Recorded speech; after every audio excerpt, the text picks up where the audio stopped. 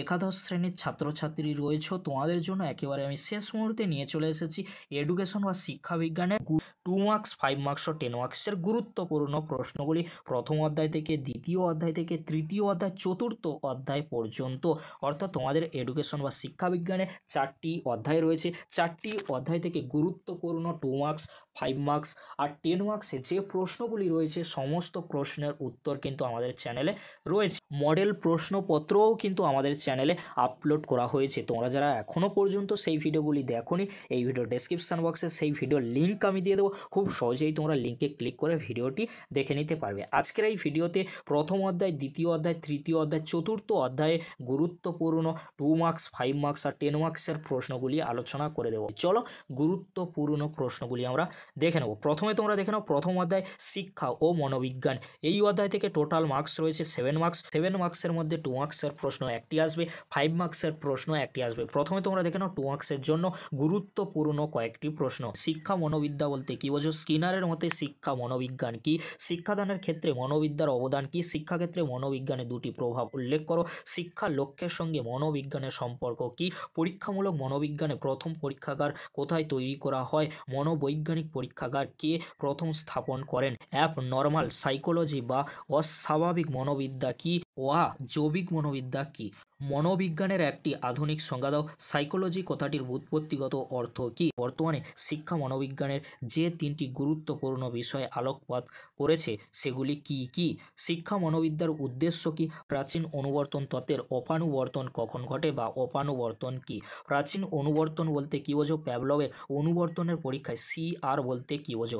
সক্রিয় বা অপারেন্ট অনুবর্তন বলতে কি বোঝো? স্কিনার বক্স কি? অপারেন্ট অনুবর্তন প্রক্রিয়ায় দুটি উল্লেখযোগ্য বৈশিষ্ট্য উল্লেখ করো। শিক্ষাক্ষেত্রে অপারেন্ট অনুবর্তনের দুটি প্রয়োগ উল্লেখ করো। পরবর্তী প্রশ্ন কি রয়েছে? রেসপন্ডেন্ট বলতে কি বোঝো? প্রচেষ্টা ভুল শিখনের কৌশলের অর্থ কি? পাজল বক্স কি? থর্নডাইকের ফল লাভের সূত্রটি বিবৃত করো। শিখনের ক্ষেত্রে অনুশীলনের ব্যবহারের ও অব্যবহারের সূত্রটি উল্লেখ করো। টাইম কার্ড কি? গেস্টাল মতবাদ কি? গেস্টাল তত্ত্বের মূল নীতি কি? প্রকৃত পর্যবেক্ষণ কি? নিয়ন্ত্রিত পরীক্ষণ কি? পরীক্ষণে প্লেসবো প্রভাব কি? দ্বি-অন্ধ পরীক্ষণ কি? মনোবিজ্ঞানে সমীক্ষা বা সার্ভে পদ্ধতি কি? মনোবিজ্ঞানে কেস স্টাডি পদ্ধতি কি? দুটি সুবিধা লেখো। পরবর্তী প্রশ্ন, মনোবিজ্ঞানে অনুষঙ্গ বা কোরিলেশন পদ্ধতি কি? এর দুটি সুবিধা ও সীমাবদ্ধতা লেখো। ধারণা গঠনের নীতিগুলি উল্লেখ করো। প্রত্যক্ষণ কাকে বলে? এর দুটি বৈশিষ্ট্য লেখো। সংবেদন কাকে বলে? সংবেদন ও প্রত্যক্ষণে দুটি পার্থক্য লেখো। ধারণার সংজ্ঞা দাও। এবারে তোমরা দেখে নাও এই অধ্যায় থেকে গুরুত্বপূর্ণ 5 মার্কসের কয়েকটি প্রশ্ন। মনোবিজ্ঞান কিভাবে শিক্ষার বিভিন্ন ক্ষেত্রকে প্রভাবিত করে তা ব্যাখ্যা করো। প্রশ্নটি ঘুরিয়ে আসতে পারে। শিক্ষার সঙ্গে মনোবিজ্ঞানের সম্পর্ক আলোচনা করো। শিক্ষা ও মনোবিজ্ঞানের মধ্যে পার্থক্য উল্লেখ করো। শিক্ষা মনোবিজ্ঞানকে কি একটি স্বতন্ত্র বিষয় বলা যায়? এই প্রসঙ্গে শিক্ষা মনোবিজ্ঞানের বৈশিষ্ট্যগুলি আলোচনা করো। পর্যবেক্ষণ পদ্ধতি কি? এর শ্রেণীবিভাগগুলি উল্লেখ করো। বিভিন্ন ধরনের পর্যবেক্ষণ পদ্ধতির সংজ্ঞা দাও। পরবর্তী প্রশ্ন কি রয়েছে? শিক্ষা মনোবিজ্ঞানের গুরুত্ব বা প্রয়োজনীয়তা আলোচনা করো। শিক্ষা মনোবিজ্ঞানের প্রকৃতি আলোচনা করো। আচরণবাদের প্রকৃতি বা বৈশিষ্ট্যগুলি কি তা লেখো। শিক্ষাক্ষেত্রে প্রাচীন অনুবর্তনের উপযোগিতা লেখো। অথবা যে প্রশ্নগুলি রয়েছে তোমরা দেখে নাও। প্যাভলোভীয় পরীক্ষা আলোচনা করো এবং প্রাচীন অনুবর্তন প্রক্রিয়ার বৈশিষ্ট্য আলোচনা করো। থর্নডাইকের শিখনের মুখ্য সূত্র 3টি লেখো। শিক্ষাক্ষেত্রে যে কোনো দুটি মূল সূত্রের গুরুত্ব আলোচনা করো। এবারে তোমরা দেখে নাও দ্বিতীয় অধ্যায় বৃদ্ধি ও বিকাশ, অর্থাৎ ইউনিট 2 থেকে গুরুত্বপূর্ণ 2 মার্কসের আর 10 মার্কসের প্রশ্নগুলি তোমরা দেখে নাও। তার আগে তোমাদেরকে বলে রাখি এই অধ্যায় থেকে টোটাল মার্কস রয়েছে 14 মার্কস। 14 মার্কসের মধ্যে 2 মার্কসের প্রশ্ন দুটি থাকবে আর 10 মার্কসের প্রশ্ন একটি থাকবে। প্রথমে তোমরা 2 মার্কসের জন্য গুরুত্বপূর্ণ কয়েকটি প্রশ্ন দেখে নাও। ফার্স্ট প্রশ্ন, বিকাশ বলতে কি বোঝো? এর দুটি বৈশিষ্ট্য লেখো। কৈশোরে দুটি সামাজিক চাহিদার উল্লেখ করো। শৈশবে দুটি বিকাশমূলক বৈশিষ্ট্য উল্লেখ করো। কৈশোর বলতে কি বোঝো? এই কালকে কেন ঝড়ঝঞ্ঝার ও দুঃখ কষ্টের কাল বলা হয়? পরবর্তী প্রশ্ন, বৃদ্ধি কাকে বলে? এর শর্তগুলি উল্লেখ করো এবং বৃদ্ধি দুটি বৈশিষ্ট্য লেখো। বাল্যকাল কাকে বলে? বৃদ্ধি ও বিকাশের সম্পর্ক আলোচনা করো। কৈশোর বা বয়ঃসন্ধিকালে দুটি করে সামাজিক, দৈহিক ও মানসিক বিকাশ আলোচনা করো। কৈশোরের চাহিদাগুলি কি কি তা লেখো। পরবর্তী প্রশ্ন, প্রাথমিক শিক্ষা কাকে বলে? এই শিক্ষার লক্ষ্য বা উদ্দেশ্য কি? শৈশব বলতে কি বোঝো? পরিবেশ বলতে কি বোঝো? বংশগতি কাকে বলে? শিশুর বিকাশের ওপর বংশগতি ও পরিবেশের প্রভাব লেখো। এবারে তোমরা দেখে নাও দ্বিতীয় অধ্যায় থেকে গুরুত্বপূর্ণ 10 মার্কসের কয়েকটি প্রশ্ন। ফার্স্ট প্রশ্ন কি রয়েছে? বৃদ্ধি ও বিকাশের মধ্যে পার্থক্য লেখো। বৃদ্ধি ও বিকাশের সম্পর্ক কি? শৈশব বলতে কি বোঝো? শৈশবের বিকাশমূলক বৈশিষ্ট্যগুলি আলোচনা করো। বিকাশ কাকে বলে? এই প্রক্রিয়ার বৈশিষ্ট্যগুলি কি কি? শৈশবকালে সামাজিক ও প্রাক্কবিক বিকাশ কিভাবে গড়ে ওঠে? পরবর্তী প্রশ্ন কি রয়েছে তোমরা দেখে নাও। বাল্যকাল বলতে কি বোঝো? বাল্যকালের বিকাশগত বৈশিষ্ট্য ও উদ্দেশ্যগুলি লেখো। বাল্যকালে শিশুদের কি কি চাহিদা দেখা যায় তা বিস্তারিতভাবে আলোচনা করো। কৈশোরকালের চাহিদা ও বিকাশগত বৈশিষ্ট্যগুলি আলোচনা করো। জীবন বিকাশের বিভিন্ন স্তরগুলি আলোচনা করো। বিকাশের ক্ষেত্রে বাবা মা ও বিদ্যালয়ের ভূমিকা আলোচনা করো। এই প্রশ্নগুলি 10 মার্কস ও 2 মার্কসের জন্য অত্যন্ত গুরুত্বপূর্ণ দ্বিতীয় অধ্যায় থেকে। এবারে তোমরা দেখে নাও তৃতীয় অধ্যায়। তৃতীয় অধ্যায় কি রয়েছে? প্রাচীন, মধ্য ও প্রাক স্বাধীনতা যুগের শিক্ষা। এই অধ্যায় থেকে গুরুত্বপূর্ণ যে প্রশ্নগুলি রয়েছে তোমরা দেখে নাও। তার আগে তোমাদেরকে বলে রাখি চ্যাপ্টার 3 অর্থাৎ তৃতীয় টোটাল মার্কস রয়েছে 12 মার্কস। 12 মার্কসের মধ্যে তোমাদের প্রশ্ন প্যাটার্ন কেমন রয়েছে? এই অধ্যায় থেকে টোটাল 12 মার্কসের মধ্যে একটি 2 মার্কসের প্রশ্ন আসবে আর 10 মার্কসের একটি প্রশ্ন আসবে। প্রশ্নগুলি তোমরা দেখে নাও। প্রথমে তোমরা দেখে নাও 2 মার্কসের জন্য গুরুত্বপূর্ণ কয়েকটি প্রশ্ন। ফার্স্ট প্রশ্ন কি রয়েছে? বৌদ্ধ শিক্ষা ব্যবস্থার গুরুত্বপূর্ণ বৈশিষ্ট্য ও লক্ষ্য উল্লেখ করো। প্রাচীন যুগের বৈদিক শিক্ষা দুটি বৈশিষ্ট্য লেখো। প্রব্রজ্যা কি? সমাবর্তন কি?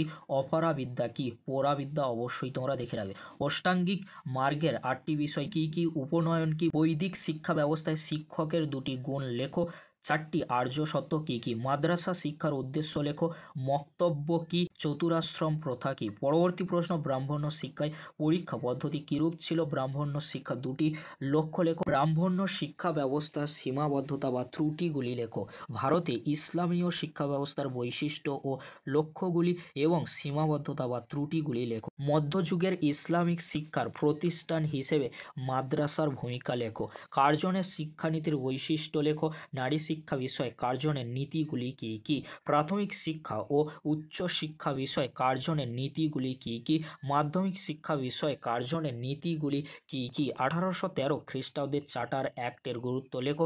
এর সীমাবদ্ধতা বা ত্রুটিগুলি লেখো। হান্টার কমিশনের এ কোর্স ও বি কোর্স বলতে কি বোঝো? এবারে তোমরা দেখে নাও তৃতীয় অধ্যায় থেকে গুরুত্বপূর্ণ 10 মার্কসের কয়েকটি প্রশ্ন। ফার্স্ট প্রশ্ন কি রয়েছে?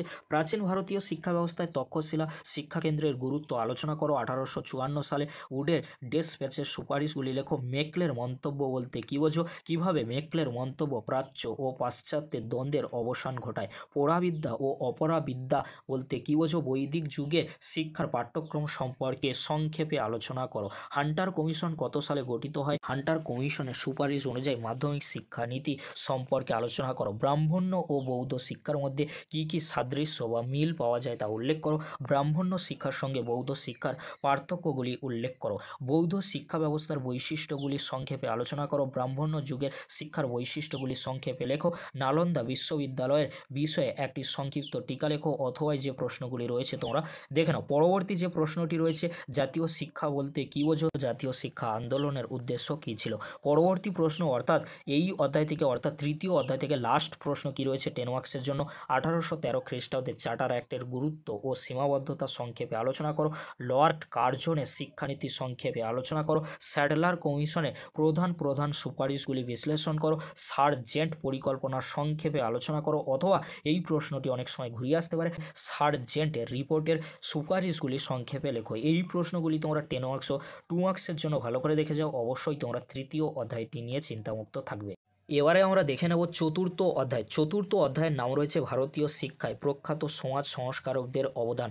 এই অধ্যায়টি সংক্ষিপ্ত অধ্যায়, বাট এই অধ্যায় থেকে যে প্রশ্নগুলি গুরুত্বপূর্ণ রয়েছে 2 মার্কসের জন্য, 5 মার্কসের জন্য অবশ্যই আলোচনা করে দেবো। তার আগে তোমাদেরকে বলে রাখি এই অধ্যায় থেকে টোটাল মার্কস রয়েছে 7 মার্কসের মধ্যে 2 মার্কসের প্রশ্ন একটি থাকবে, 5 মার্কসের প্রশ্ন একটি থাকবে। চলো গুরুত্বপূর্ণ প্রশ্নগুলি আমরা দেখে নেব। প্রথমে তোমরা দেখে নাও 2 মার্কসের জন্য গুরুত্বপূর্ণ কয়েকটি প্রশ্ন।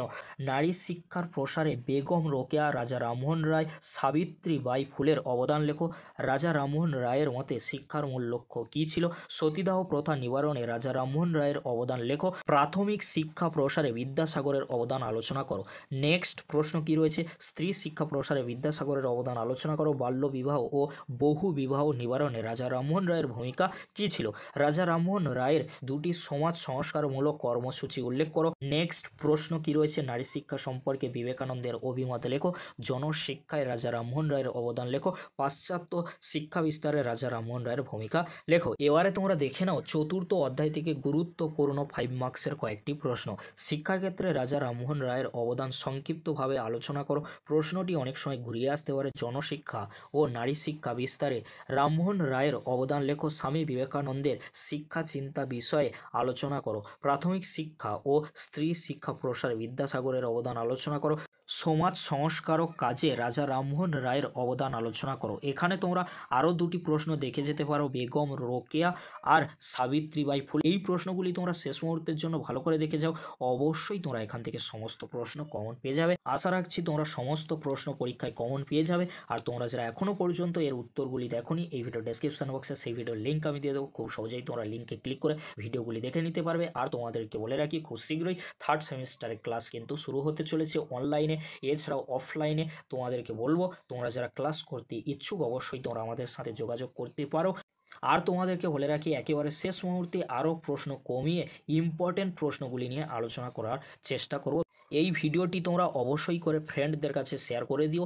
নিজেরা সাবস্ক্রাইব করে রাখো এরকমই গুরুত্বপূর্ণ ভিডিওগুলি সবার আগে পাওয়ার জন্য। ভিডিওটি দেখার জন্য তোমাদেরকে অসংখ্য ধন্যবাদ।